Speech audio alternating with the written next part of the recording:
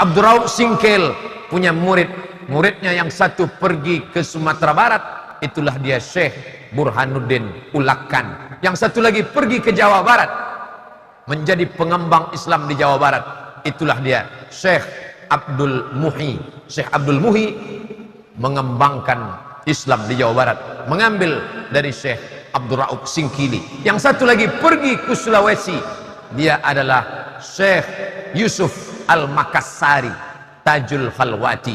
Itu pun 3 silsilah nasab: Syekh Yusuf Al-Makassari, Syekh Abdul Rauf As-Singkili, Syekh Abdul Muhi Pamijahan, Syekh Burhanuddin Ulakan. Semuanya mengambil dari Syekh Abdul Rauf As-Singkili.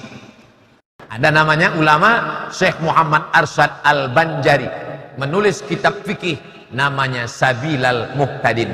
Sabilal Muhtadin, orang Banjar, Kalimantan Selatan, sangat cinta kepada Syekh Muhammad Arsyad Al-Banjari.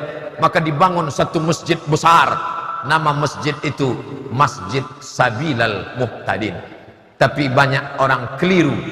Syekh Muhammad Arsyad Al-Banjari menulis Sabilal Muhtadin, itu adalah kitab syarah, penjelasan.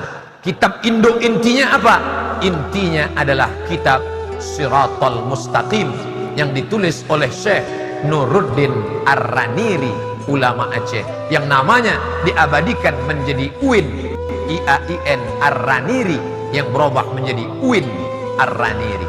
Maka berbicara Islam adalah berbicara Aceh, dan Aceh adalah Islam, simbol kejayaan Islam.